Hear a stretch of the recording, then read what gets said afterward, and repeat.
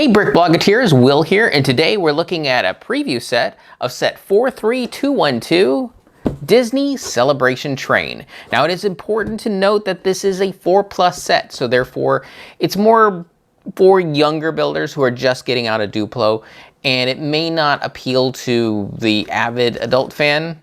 However, when I heard about this and finding out it was 4+, I was still tempted to look at it. Let's see why.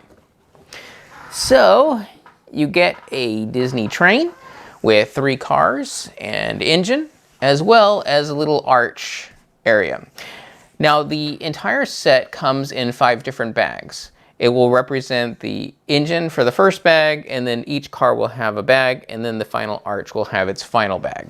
So that means you can actually divide up this set into 5 different steps and have like each member of the family build one, or have your young builder have 5 different instances where, okay, today we're building the engine, so here you go.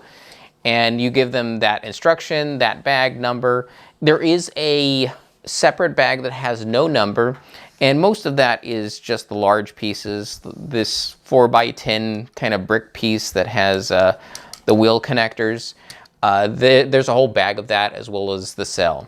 But otherwise, all the other parts are numbered 1 through 5.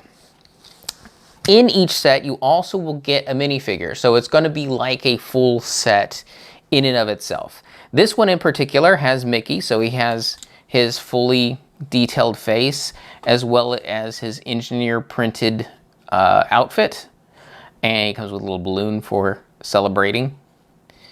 That's his back.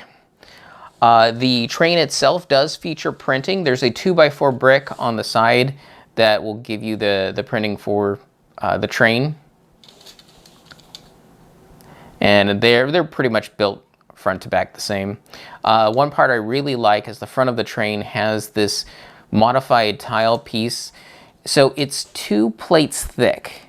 So it's a bit thicker, but it has that full outline of Mickey Mouse's head, which makes it a very nice piece for decorating things with when you just want to throw a little Disney touch into it.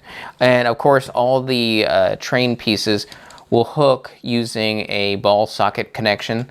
So the engine has the socket, and then every other train is going to have a ball and a socket, including the last car. So if you want to rearrange your train, you can do that. The next one you build will actually be, well, my favorite, and have 2 characters, Peter Pan and Tinkerbell. Let's move them aside for now. You get the printed sail, which is cloth, as well as a lantern, and this generic boat shape, including this little grappling hook design, which is actually made to look like the anchor. There's not much to the boat itself. You can start seeing that the back sides won't look as good as the other side.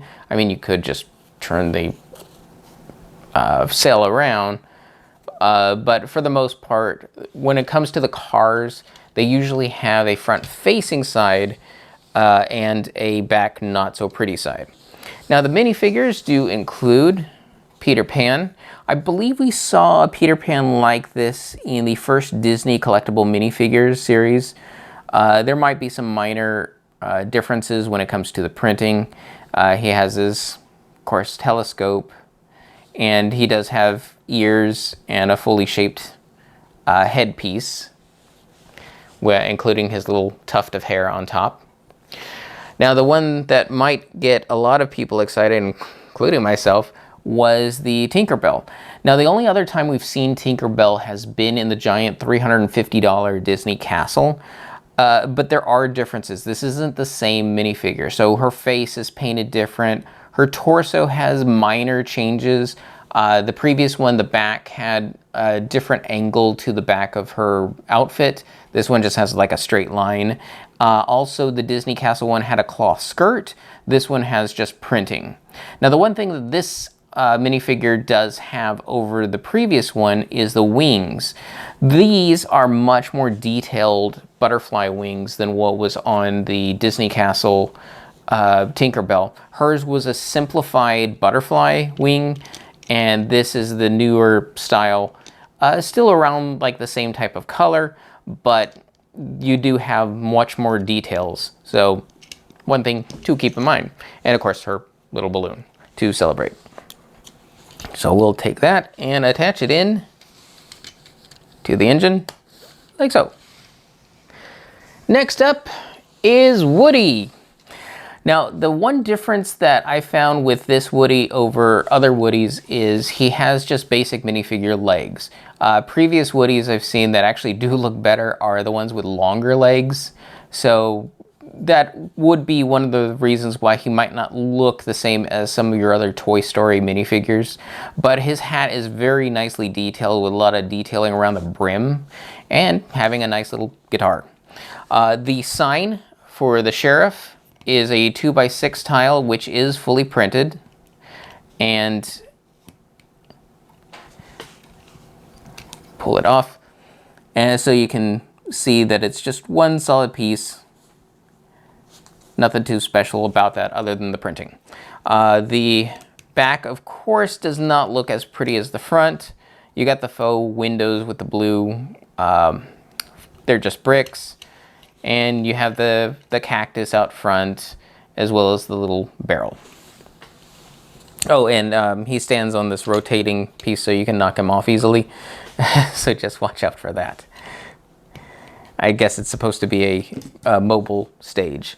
I can't say they actually created really good standing spots for a lot of these figures, so I'm constantly knocking them off because they're so prominent, because a lot of them are holding big things like balloons and guitars, so they're easy to run into when you're just not paying attention.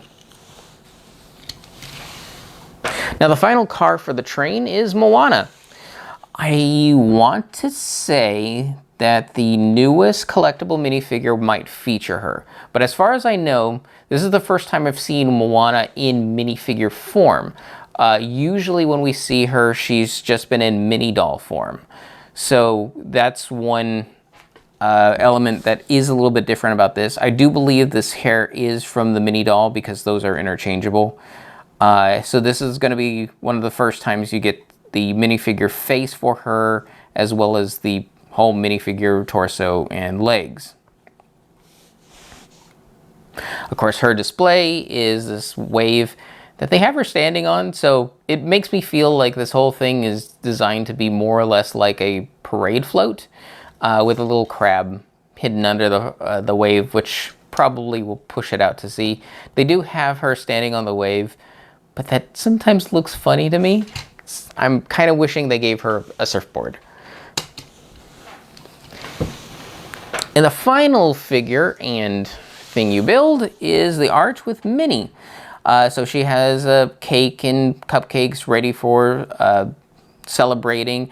Again, we get the Mickey Mouse outlined modified tile, some gold accenting with a harpoon to hold up the flag.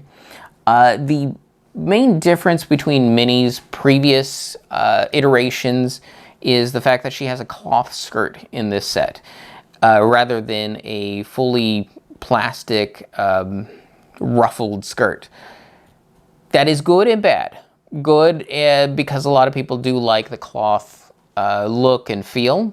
Bad in this case because unfortunately, if you don't have like her arms going down, her skirt goes almost straight out like a ballerina skirt, making it kind of not the best looking Minnie in my estimation.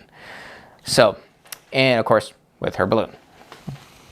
So for $40, getting 6 minifigures, all the printed elements, it's a pretty good deal.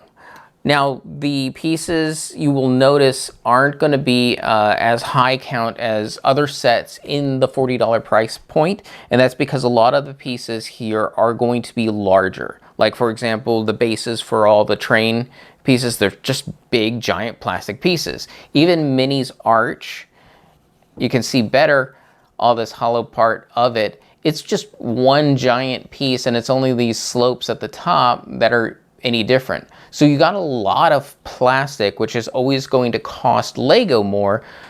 And of course that cost goes on to you. But if you look at collectible minifigures at $4 a pop now, or actually they're $5 now that I think about it, $4.99. That's already $30 of this $40 set. So I definitely would take another look at it. I will probably use this as a parade float, not as a specific train, because this is the type of design that it really evokes. And I think it's a pretty good deal. So again, check it out. It's set 43212, Disney Celebration Train.